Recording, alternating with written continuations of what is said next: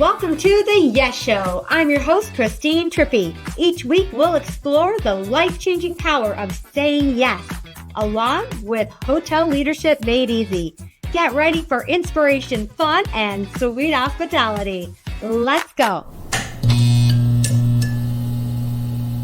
Hello, everyone. My guest this week is someone who literally changed my life after reading his Facebook post on January 1st of 2018. And since he has become a great friend, for the past decade, Bobby Audley has traveled the country helping teams and organizations create positive energy cultures of connection. As a professional keynote speaker and team coach, Bobby has worked with Fortune 500 companies, summer camps, Power 5 NCAA teams, and Team USA. Bobby has given 2 TEDx talks, and one also inspired Bobby's podcast, 50 Cups of Coffee with Bobby Audley. I am honored to introduce you to my talented friend, Bobby Audley. Bobby, welcome to the stage. Welcome to the Oh, Trippi. I call you Trippi. I know it's Christine Trippi, but I'm just going to go with what I call you. Absolutely. Many people call me Trippi. Perfect. All right. And best introduction ever. I'm going to clip that. That was awesome. Well, you're pretty awesome to introduce. Now, Bobby, I always love to start with a yes question, something you said yes to, and that is you said yes to drinking 50 cups of coffee. What the heck? Tell us more about that. Yeah, sure. So in the TED Talk, I said it's not about coffee, but it's about the connection side of it. So no one thinks I'm actually sitting down, although I do drink a lot of coffee and I talk fast, and they'll get that in this podcast. So, the interesting thing about 50 Cups of Coffee Challenge is it started, I didn't know it started when it started, right? My first job out of college was working as the student leadership and orientation director at a college. And we, for orientation, brought in a speaker. His name was Julian Gordon. And after he, came in and I'd been working with him to kind of handle the logistics and come. And obviously he was actually decided before I even got the job. So it's not like I chose him. And then during his presentation, that was what I ultimately wanted to do, was to be a speaker. And this job was a bridge job for me, a way to get there. And watching him present, I thought, I got to learn from this guy. He's amazing. I would love to sit down with him. And so, of course, I didn't have the courage to ask him in person. He then went back to his hotel. And I can remember clear as day. I was at my car leaving work, and I had my flip phone, and I was texting Julian to see if he would grab dinner. And I was so nervous and so uncomfortable. I just felt like, there's no way this guy's going to say yes. I'm bothering him. I should leave him alone. Mm-hmm. And I don't know what it was that got me to finally message him, but I did. And I just, would you be willing to grab dinner? And he immediately was like, of course. And now that I've been a speaker for over a decade, I'm like, he was bored. He's in his hotel alone. Like he thought grab dinner. But you just don't think like that. You think you're putting people out. And so I ended up having dinner with him, and it was incredible. It was the most impactful thing I had done, and probably did for my career, because I got to learn from him, gave me such clarity. He became a friend. He was a guest on my podcast as well. We're still connected. That's nice. Yeah. And so that started for me. At the time, I was making $15 an hour for a part-time job, trying to build a speaking business. And so I didn't have money to be taking people to dinner. And so that's where coffee came from. I literally was like, you know what? I could buy someone a $2 cup of coffee. And so if that's the invite, if that's the way we get together. And I was doing it a lot. And I had Evernote and was taking notes of everyone I was talking to, what I learned. I was making lists of who I wanted to talk to. It just became a really big thing for me. And so then here's the wrap up of how it became the 50 Cups of Coffee Challenge. I worked really hard to get a TEDx talk, and I got it. And it was titled Why You Shouldn't Do Your Best. And it was the concept of just give your all, play full out, as how you show up matters. And I thought that was my talk. Like, I was like, this is it. I'm not doing 2. I'm just doing 1 because I want people to YouTube, Google me, and this is what they come up with. I was really proud of it. And a month later, a Penn State campus who I had worked with as a speaker emailed me to say, we're hosting a TEDx event on our campus. We want you to be the keynote. There's always one person that is like the kickoff, the highlight. Oh. And I was honored by that. It was really cool. I initially still was like, I think I'm going to say no. I don't know what I'm going to talk about. It was my wife who said, why don't you, I think at that time I'd started calling it 50 cups because it was 52 weeks in a year. And my commitment was once a week, am I connecting with somebody? And so my wife said, why don't you talk about your 50 cups of coffee challenge? And I said no. I was like, no, that's a me thing. That's just my own thing. I don't know if it makes sense to anybody. And I didn't think it was that deep. And she kept pushing, saying, I really think you should do this. And I think you should do your 50 cups of coffee challenge. And so I kind of challenged myself to be like, fine, like if I can come up with 20 minutes that I feel really good about, I'll do it. And so I sat down in my office and banged out a 50 cups of coffee challenge. That became the TEDx talk. And from there, again, it was, you said, like you saw my Facebook post, which was like years after it. And teams have used it, organizations have used it. It sparked my own podcast. So, I give my wife full credit for that. But and quite honestly, I wasn't even aware that whole journey, honestly, unless I forgot it. But I don't think I even knew that. I actually thought it was kind of something you heard of and then kind of expanded on it. But it really did come from you. And the funny part about that, there is a book, I have it on my bookshelf. There is a book called 50 Cups of Coffee. And it was written by someone who, I don't think she's an author or a speaker. It was just someone who decided to do exactly that same idea, grab coffee with people for the purpose of connecting and growing your network. And, but I didn't find it till after the TEDx talk. And my kind of thing was, I reached out to her. I never heard back from her, but my only thing was like, are you still using this? Because I don't want to jump on your idea here. But there's others. I connected with. There's a guy who does 100 cups of coffee. It doubles it. He's based out of Australia, and it's a great. He and I have connected quite a bit. So yes, and your spin on it though, your thoughts on it, your TEDx talk was so awesome. Thank you. I didn't know anything about you. I just knew we had a mutual connection, and that's why we're connected on Facebook. Yeah. And then when I saw your post, which for everybody out there, the post was something along the lines of, with 52 weeks ahead of you, what are you doing to connect and to grow your network? Have you scheduled your 50 cups of coffee? Yeah. And I was like, just kind of listening or just reading. And then when I got to that, have you scheduled your 50 cups of coffee? I went, huh. And I messaged you about it. Yeah. And literally, I want you to know that I teach this to my membership group, the people who follow me. I talk about it every year, and that post changed my life. Yeah, I don't know if I would have written the book or had be running my own business right now, literally, if I wasn't inspired by that message that day.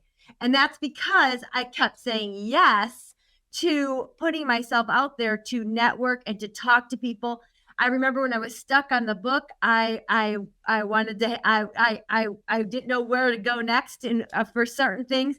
And I said yes to talking and asking for coffee chats with different authors who have done it. And in so many different ways, from entrepreneurs to all of those different things. I was on the biggest stage I was ever on, all because of a coffee chat. So it has absolutely impacted my life dramatically. Seeing you, Trippi, I mean, first of all, the fact that you give me a shred of credit for that, I'm not prepared to receive quite yet for this simple concept, but I'll take it for now. And but I think,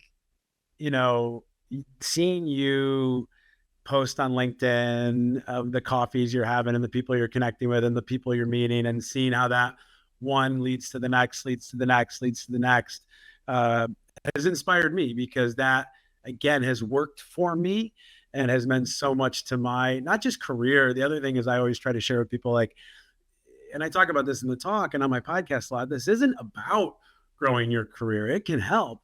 And it's about, if you're going to get 50 in a year, one or two or three or four or five of those are probably going to be friends or family. And those are important too. Just the other day, I have a 2-year-old daughter, and my wife got breakfast with a friend. And so when she woke up, my wife was already gone. And so she says to me, Dada, where mama? And I said, well, mama's with a friend. And she goes, why? And I go, well, because, you have your friends. And I named some of her friends. And I go, it's important to get together. Like, I'm over explaining to a 2-year-old because that's what I like to do. And I go, and dad has. And before I get finished, she goes, Dada have no friend. And which was my reminder of, honestly, in her lifetime, my wife is really good at getting together with friends. I'm really good at 50 cups of coffee with people within my career network because I love it. But just, I love to remind myself and everybody listening, it is so much more than that. I think, if you're trying to hit that 50 mark, I'd tell my wife, count the breakfast you had with your friend, because it really connects. Absolutely. And let's take a step back really quickly for those who might not know what we're talking about. Sure. Go ahead and describe exactly the challenge, 50 cups of challenge in a soundbite. Sure. So the idea is there's 52 weeks in a year. And so I give it 50 because you give yourself 2 weeks off or 2 weeks break or just some room for error, and 50 sounded cleaner to me. But that is my number. At the beginning of my year, I create a list, and it's not always 50 right off the bat. It might be 10, 15, 20 of people that I really would like to connect with in that year. And again, these are people that, the way I break it down is there's mentors in your life, people that you want to learn from. I'm inspired, Trippi, that you say that post changed your life, because when we got coffee, I 100% put you in the mentor part of my list. And so these are people you want to learn from, and they might not be a mentor to you right now. Maybe they could be down the road, but they're just someone you want to learn from. And then there's the mentees, which are people that you can pour into. And maybe you're not always sparking that relationship. Maybe you are. You put a younger sibling, a younger coworker that you really enjoy and think has a lot of potential, or maybe they reach out to you, and so then you add them to your list. And then you have what I called you're meant to hang with, which are your friends. And your friends, listen, this can be people that you want to build businesses with. This can be people that simply challenge you, or it simply can be just good connections. I've had some different transitions career-wise in my life lately. And one of the best things I did was I went and played Frisbee golf with my dad. My dad certainly could fall into the mentor part of my life. And right now he's a bit of a mentor to hang with. Like, I really enjoy the talking with him as an adult, and just kind of, I don't need solutions. I'm just having that conversation. And that was probably the best thing I've done recently, instead of always reaching out to mentors. So you said soundbite. I can go on and on. I know. You have these 3 different levels, and how are you being intentional? That's the number one thing about the talk the idea is be intentional. I often say this too. If you don't hit 50 by the end of the year, no one's counting but you. But the goal is to be intentional about once a week. Are you connecting? Exactly. People think that they're not motivated, and that's not why they're reaching their goals and whatnot. It's not that you lack motivation. It's that you don't have the clarity of what the goals are. So it's setting the goal, setting the intention, just having this go, oh, you know what? Before it happened by happenstance. Now with the intention, I can make it happen. Now I have a clarity of what I need to do to keep expanding my network and learning and growing and developing and building relationships with people. So I am big on this.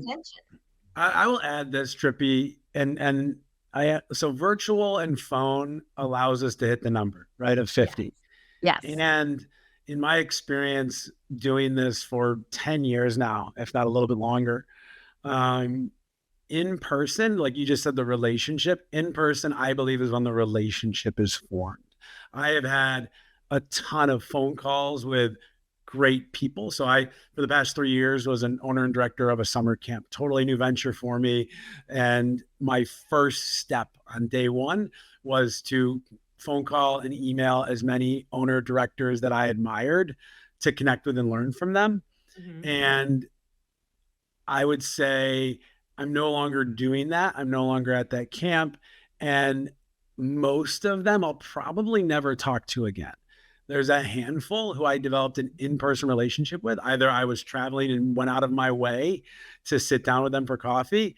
And I don't quite yet know. Maybe that's the next book of like, what is that there? But there just is something there, in my opinion, when you are one-on-one with someone in person, connected, the level of kind of relaxed conversation you can have, the intimate, the memory that's triggered. That was, I heard someone talk about that of like, you remember that moment. There was so much that led up to it. You and I, for my podcast, we did it in person. I remember I was on Long Island for work and got the ferry over to Connecticut to where you were. We met in this hotel. I can remember all of it. I remember getting dinner afterward. And so much of that is because of you when you were in Baltimore. We grabbed coffee together. That was the first time we met. Yeah, that's the first time we met in person. I remember this, that because I'm so loud. And we were I'm yelling into a microphone. I'm sure your listeners are aware of that. I need to probably reel that back. Yeah, because I'm so loud, and we were in this teeny tiny coffee shop, and I was so excited to finally meet you in person and be with you in person, and I just remember having yeah, I remember it really well. Fun to actually finally meet in person, and I know we would not have made that happen if it weren't for the coffee chat thing. And Trippi, I truly believe like we have developed a friendship, and I don't think this is bold to say, but in my experience, I think we would still be connected. I think if each of us, when we go through different career transitions or we have ideas for a retreat, we talk to each other, right? Yes. I think we still would do that. But if we had never met in person, I don't know if we could comfortably call ourselves friends. And that's where, for me, things go to the next level of in person. There's just something there. That doesn't mean you can't have friendships virtually, over the phone, online. That happens. I just still come back to doing this for as long as I have, and seeing other people do it. There is something that happens in an in-person connection. Okay, Bobby, can you share what inspired your focus on building cultures of connection? Oh, yeah. I love that question. Because it really did kind of come about as I've been doing this work for almost 15 years. So I shared how the 50 cups of coffee came about. And again, I wish it was almost cleaner, but it's not. It's organic how this stuff comes about. And so 50 cups of coffee was my TEDx talk, and then sparked the podcast. And then what happened from there was organizations and teams were starting to implement the challenge within their departments. I had a university was the first one to take it on, where if you went to their, I think it was like their student leadership department, you could get a coupon for a free cup of coffee if you were going to have that cup of coffee with a professor or someone who worked at the college. So it was bridging the gap between the students and the staff. That was the first. I love that. It was very cool. And that was the first time someone had implemented the program. And then I worked with a bank that implemented the program. They brought me in to do like a keynote kickoff.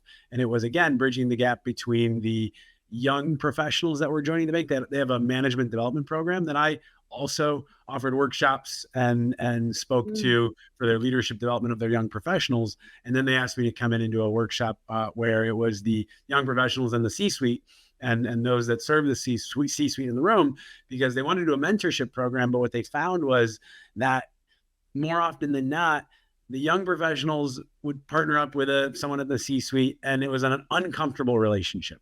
They weren't really talking. They didn't get into anything personal. It was always very work related. And the young professional was almost afraid to be vulnerable about, like, I don't know if I like this job or want to be here or want to work in bank, which is a totally normal thing for someone who's 23, 4, 5 to feel.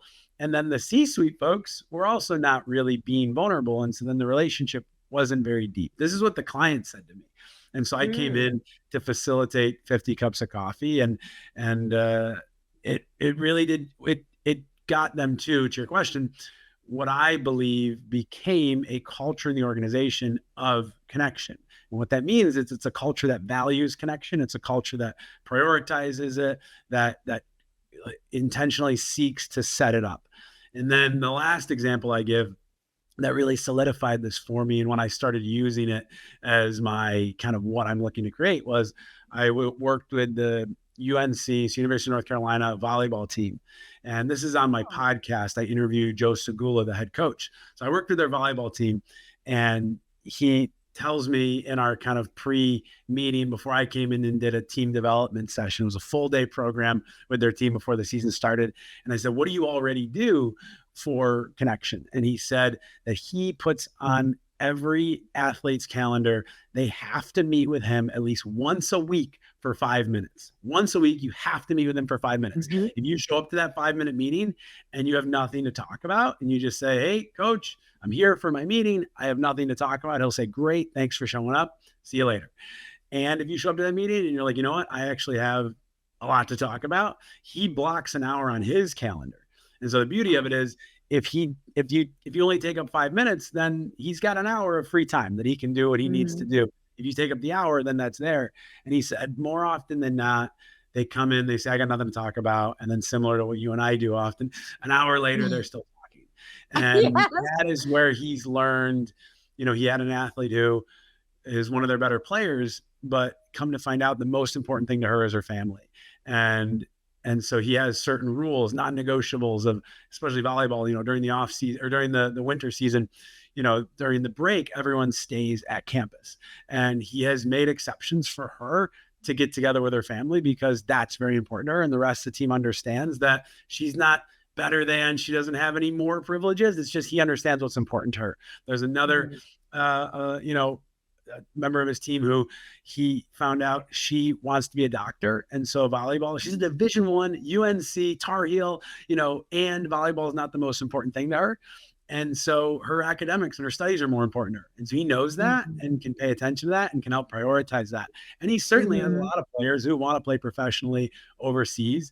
And so he can help them do that. So these meetings have helped him really come to know his players, and he's just the best example. Another thing he does is he'll very often get coffee or lunch or meals in the student center, in the student cafeteria, just sit there just so he's a presence and so he can be seen. And I've seen a lot of college presidents, I've worked with a lot of universities over the years who do the same thing. They make sure they intentionally put on their calendar, I'm getting lunch, in the cafeteria this particular day, just so you're seen. And so that became, when I do programs with organizations and teams, a lot of times it's, you say it's custom built, right? I have core principles and practices and things that I do, but certainly I have long conversations with coaches and directors and supervisors before I come in to say, well, what does your team need? As a facilitator, I'm here to pull out from you. And then, so I was trying to say, well, what is it ultimately I look to bring to your organization? And for me, it's that it's creating a culture where connection is a value, as a priority.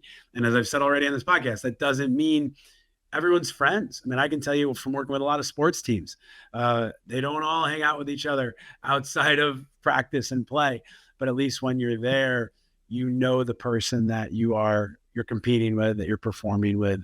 And I think that's important, that we at least know. You have a trust in the team. Yeah. Trust and relationship. Is your other TED Talk the cultures of connection? No, that was so how you do why you shouldn't do your best. And it was the concept of, if I were to distill it down, for the most part, when I work with, I've done a lot of work with athletes on the high performance side of things. With organizations, it's more about that culture of connection. But with the athletes, it's high performance. And I guess you see this in the workplace too, of if someone is given what they believe is an impossible task and they look at it and they're not interested in, they're not excited about it, right? It's saying we're going to be champions, but you don't want to do the work to get there. Very often, people say, hey, I did my best. And I think I did my best, when it comes out that way, is the complete opposite of doing your best. It's actually saying, I did the bare minimum that you can expect of me, and I'm not going to do more. And so it was the reality of, too often, I think we give ourselves that out.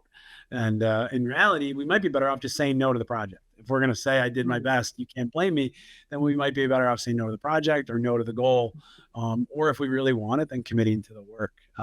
So yeah, that was again,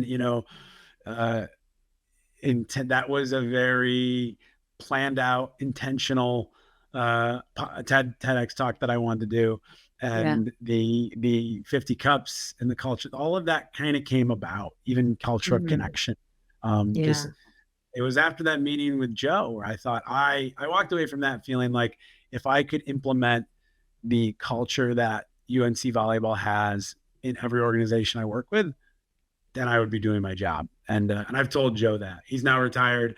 We keep in touch, but I just was so, blown away by. I worked with his team several times, and I just think he's one of the best. That's fantastic. What a great area to be in, to be leading leadership. It was amazing. That was when I was working with Ryan Pinot, who we both know, and he and I made a conscious decision to say we wanted to work with athletes. And so we just started mailing our content, like snail mail our content to as many athletic programs as we could. And the way I got into UNC was actually Anson Dorrance, who is the women's soccer coach. He is the winningest coach of all time. He's won 24 national championships. He coached Mia Hamm, Abby Wambach, all these, what became the U.S. women's national team. He was a coach there. And he was a guest on my podcast. And when I went and worked with Joe, Anson gave me like an hour of his time walking around. He was such a thoughtful leader. We were actually planning to work together. I was going to work with his team, which was for me, selfishly, what an amazing moment. And then he called me and said his 4 captains had been asked to play for the U.S. women's national team. And so they're going to be away when we were planning to do our program together. Should we do it? And of course, selfishly, for my financial business, for the checkbox on my website, for all these reasons, I wanted to say yes. And he was asking me, I think genuinely, as a professional opinion. And I thought to myself, we're going to come into a leadership development program, a team culture development program, to not have your 4 captains there who are going to be leading this. No, it doesn't make sense. And so we didn't end up doing that program. And then since then, it hasn't been needed. That particular year, he had a lot of young leaders. And since then, he hasn't. So that's the thing with the work I do. I always say it's not always needed. It's not for everybody. It's not something you schedule annually just because you like to fire up your staff. I think too often leaders do that, and this kind of stuff can get watered down. Let's bring in the right person at the right time for the right team. And so I'm grateful that, Anson, as a leader, maybe it didn't work out for us, but he introduced me to Joe and a number of other people in athletics. That was just so helpful. Right. So he's Which the best. Is again another testament to connection and reaching out and expanding your network, because one thing leads to the next. The last thing I'll say about connection that I learned from this UNC relationship is Anson Dorrance, if I text him, and I will every now and again, if I have a question or even just to congratulate him, his team, they lost in the national championship. I believe it was last season. So I sent him a text. And this man, we have very limited relationship. It's via what I've just shared, and he will respond within 24 hours. And that's so nice. I've said all of us have best friends or family members that won't respond. And I'm not saying you have to respond 24 hours. It's a point of comparison. He will respond within 24 hours. And I said to him, I told him that one time, I said, it blows me away that you always respond to my messages. And he said, this was his answer. He goes, I learned so much from mentors and other people my entire career. Like, I stand on the shoulder of giants. And so when anyone reaches out to me, he goes, every night he has a practice of going through his phone and respond. You can imagine how many he was he's done motivational speaking. He's written books. Like, this guy, I'm sure, gets a lot of texts, emails, you name it. And he says it kind of drives his wife a little crazy, but it's now a practice, and it's part of his daily routine of making sure he responds to people. And I just thought, if he can do that, then I can do that. And so many of us listening can do that, because it's just important to do. Yes. I talk about a commitment to connection. I love that.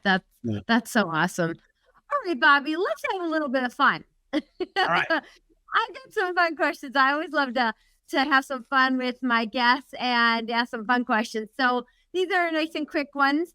What is your favorite indulgence? If you want to treat yourself, how do you treat yourself?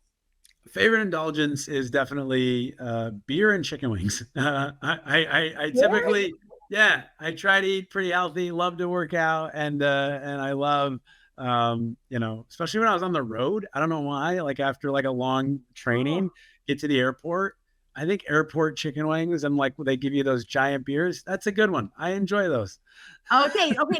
Now, do you watch that show where my son and my husband watch the show and they eat the hot Hot sauce ones, yeah, chicken hot wings? ones. Okay, okay. Is that what it's called? Yeah, are you a fan? I don't watch it that often. I honestly Okay. see the clips when it comes on Instagram, and yeah, I mean, I think it's. I love a tool, just having some wings and loosening people up. And I think the guests are Yeah. great. I think the interviewer is great. I can't imagine if right now you and I were eating progressively hotter chicken wings and trying to have a conversation. So I I think it's cool. know. All right. Ocean view or mountain view? What's the view you want out of your dream home? I honestly find this a difficult question because I'd appreciate either, but ocean view I think is definitely Okay. uh, my favorite. Anytime I have an ocean view, I'm reminded of that. I'm a mountain view girl. Oh, okay, all right. Well, I ran a sleepaway camp in the mountains for the past 3 summers, and it really, I mean, it's incredible and Yeah. it's quiet and definitely there's something to it. Something to it, yes. All right, how about favorite book or what book are you reading now? Favorite I book of feel all like I'm time ready. is Wooden by John Wooden, Right, the Woodman. UCLA basketball coach. I read that I think in high school, Oh, and for a while there, I read it every year. Haven't read it in a while because that's a while, right? It's in you, but I love that book. And then the most recent book that I love and I'm recommending to everybody is "Ego Is the Enemy" by Ryan Holiday. by Ryan That's who? Ryan Holiday. Oh, good ones. Okay, no, I I haven't don't read think you either of need those it. yet. But it'll, yes, there'll be some good affirmation for you about Oh, the way you sure. live your life. Absolutely. Every book, every article, every podcast you listen to, you learn something. So Yeah, it's yeah. always worth it. So let me ask you this. What are you learning right now? Right now, I am intentionally learning or trying to learn how to be a better coach. And I don't mean athletic coach, Oh, but like one-on-one coach. So oh, I've okay. been, I started my business, like I said, almost 15 years ago, and I was a keynote speaker for the most part. And then I learned team building, and then, over time evolved into these retreats that I love.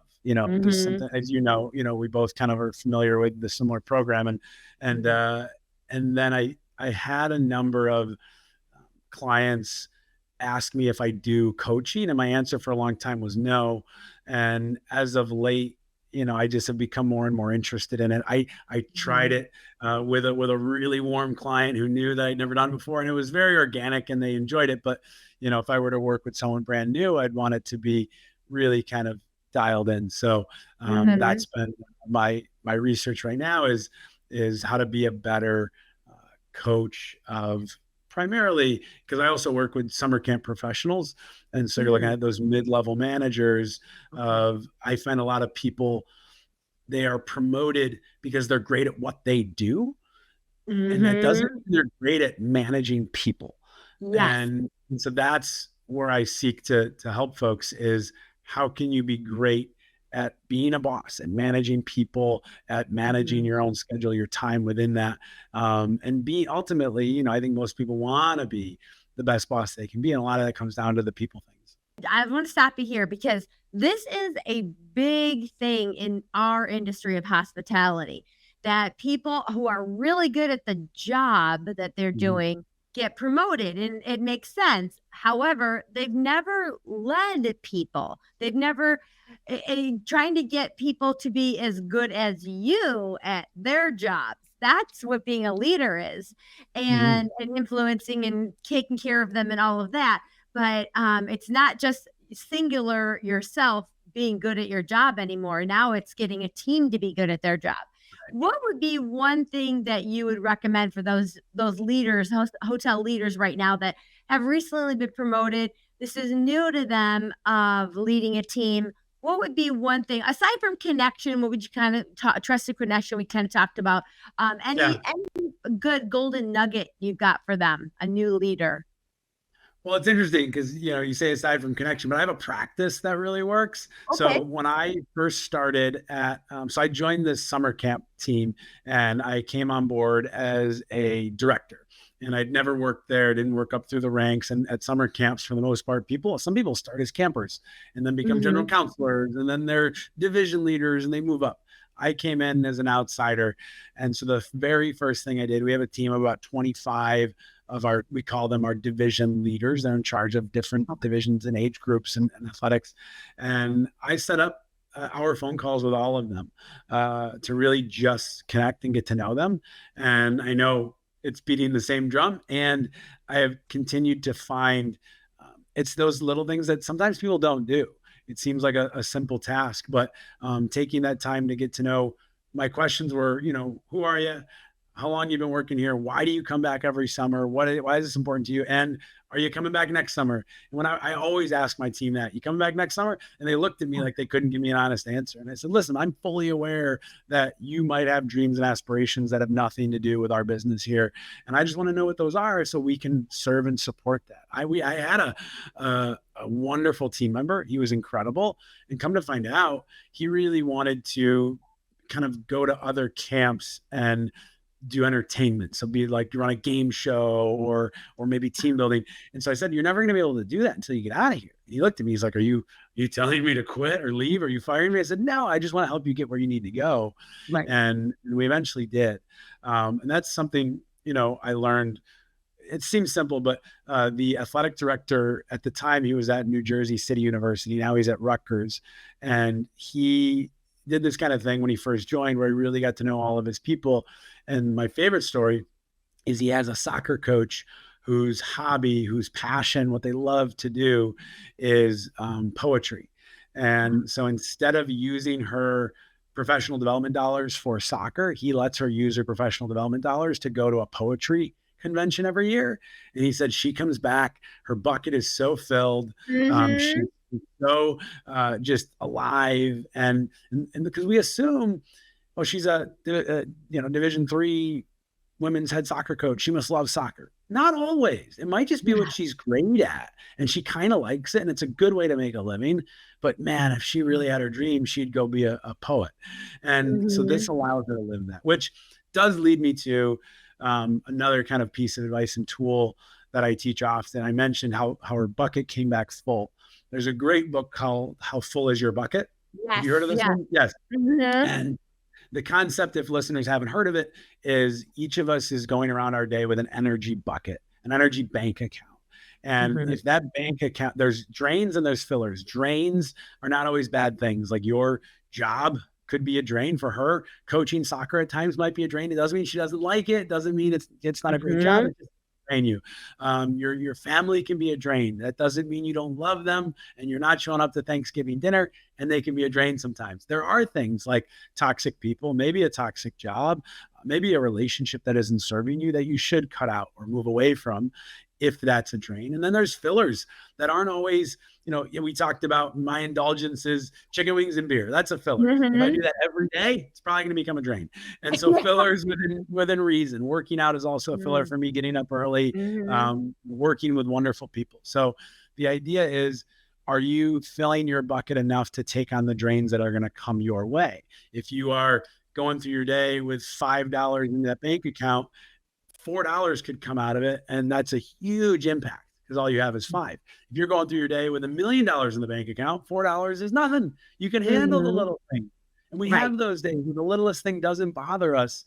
And we have those days where the littlest thing is just the breaking point. So what I say to leaders, especially new leaders, is when you get to know your people, learn their fillers and drains, because too Hmm. often we are again, serving people the way we think they want to be served. We're thinking, I gave you professional development to go to this incredible soccer convention. That's going to be a filler for you. When all it takes is asking them, hey, is that going to be a filler for you?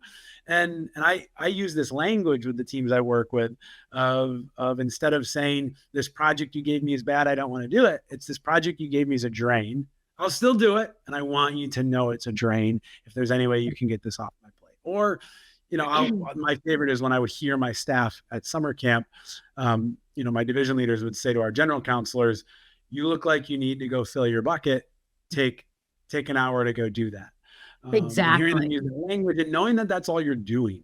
You're not taking a break, a time off, these words that have become kind of negative, like they don't want to do that. It's saying, go take an hour to fill your bucket, because it's also shifting the mind to say you're coming back more full, more ready to take on. Listen, summer camp, you're with these kids 24 hours a day, 7 days a week, 6 days a week.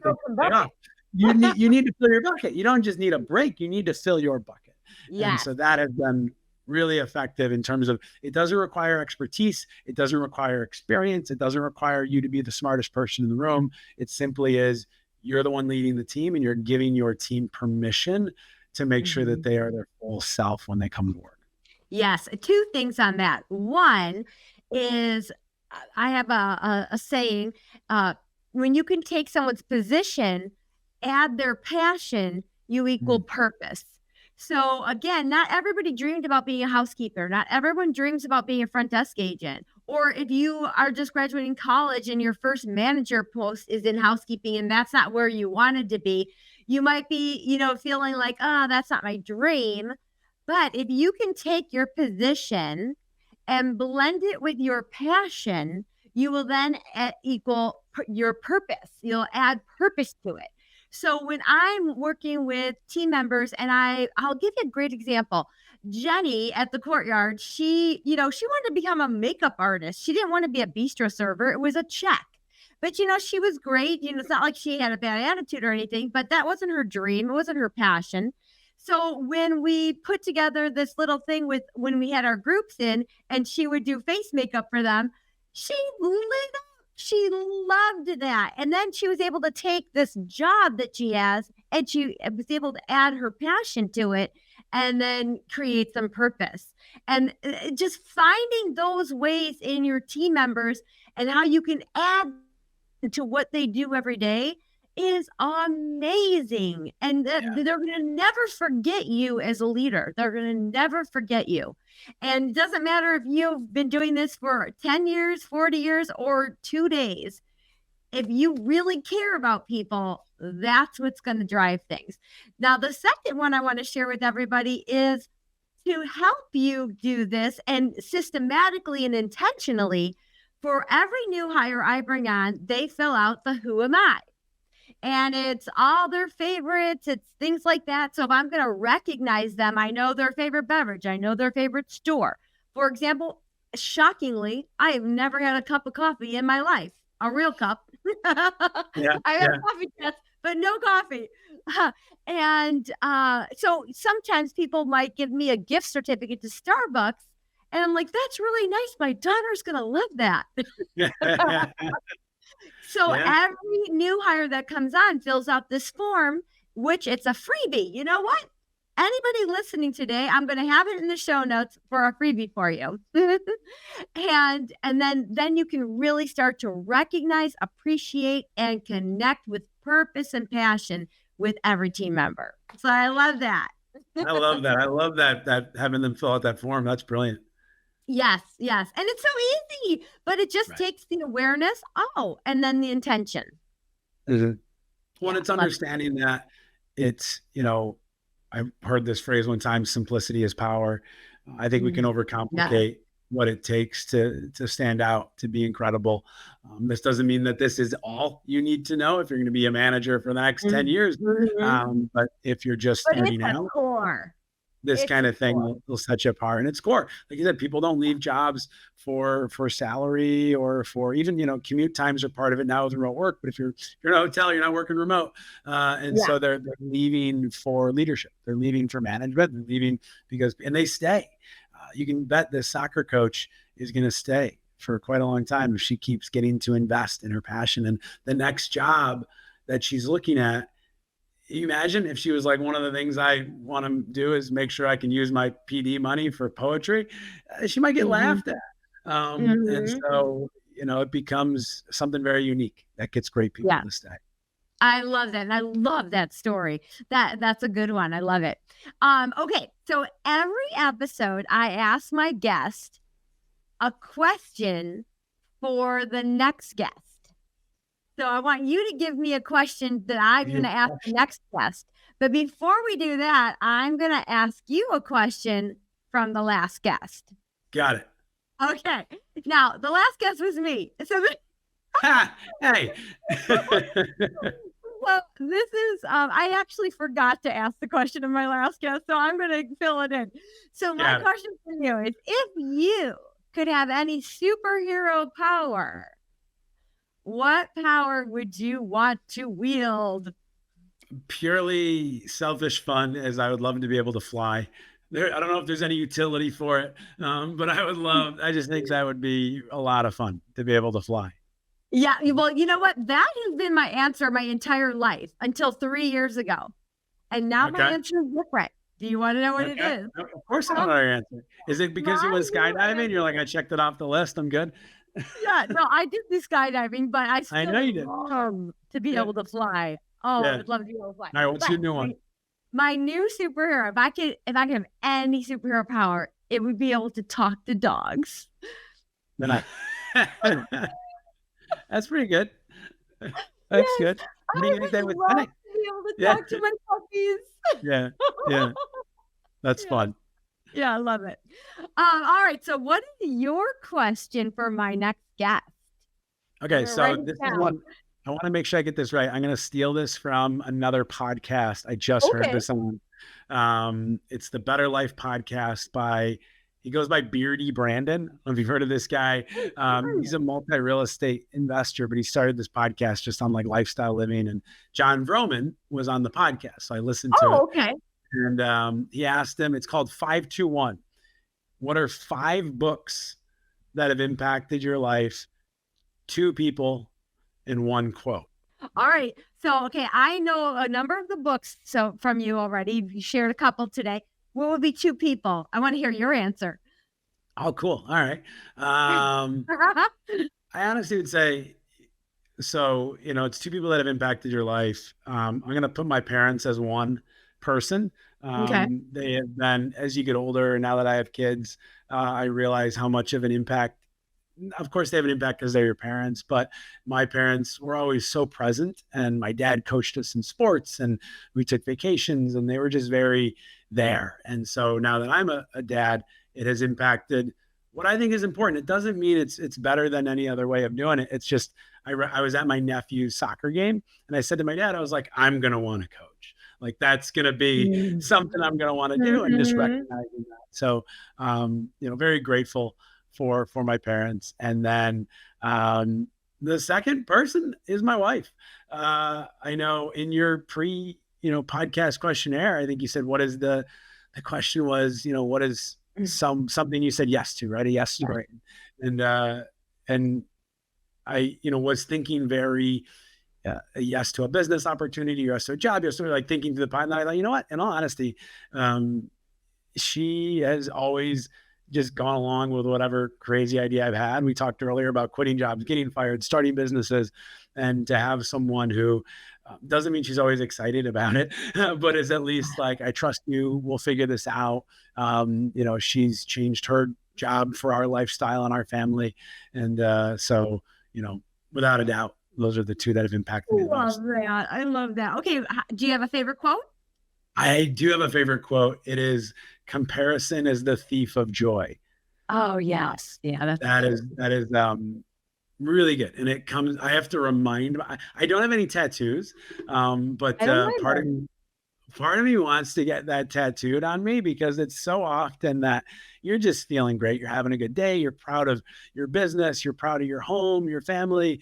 And then you see someone maybe younger than you, maybe the same age, who's doing a little bit better, maybe a lot better, or from what you can see on the outside in, right? And it's just like, comparison is the thief of joy. Go back to appreciating your day, your life, where you're at. It's not about where somebody else is at in comparison. Yeah, I love it. And you don't know what's going on behind that social media. You really don't know. Yeah. Yes. And so don't compare. I have a favorite quote too, and it's been my favorite quote for decades. It is, a year from now, you'll be glad you started today. Man, I love that quote. that's great. Yeah, yeah. Awesome. Awesome. I love it. Well, I can't wait to ask my next guest that question as well. I also love to end with 3 action items because, you get energized, but we know our energy times execution equals sweet results. So, That's right. what are 3 action items that key things that we talked about today? One has got to be a coffee chat. Go book your 100%. coffee chat. Okay. Yeah. So I would even one say, so what coffee I chat. always say is start your list. So I would start it tonight. Okay. Too often we wait for our morning routine, and it's your morning routine starts with your nighttime routine. And so I would say start your list. It doesn't have to be fit. See if you can get to 20 names of people that you would love to intentionally connect with. So that start your list is number 1. Number 2 is what you said, start reaching out to people. Send text messages, send emails. My wife laughs. The other day I was like, hey, is it okay if I do a phone call at 4? And she's like, well, are you talking with at 4? And I said it, and she goes, well, didn't you also give so and so that time? And I go, I give a lot of people that time. I just send out messages. I got time at 4, and the reality is most people you're just not going to hear back from. So reach out to as many of them as you can to try to schedule that. And start easy. Start with a meant to hang. Start with a colleague. Yeah, for sure. Yeah, exactly. Start easy. Get one. For number 1, make a list. Number 2, reach out and book 1 coffee chat. Yeah. And number 3 takeaway. Would you say it's something about connection, maybe filling your bucket or being a leader? I would say, yeah. I mean, number 3 is from this episode would be, I would say, write down your fillers and your drains.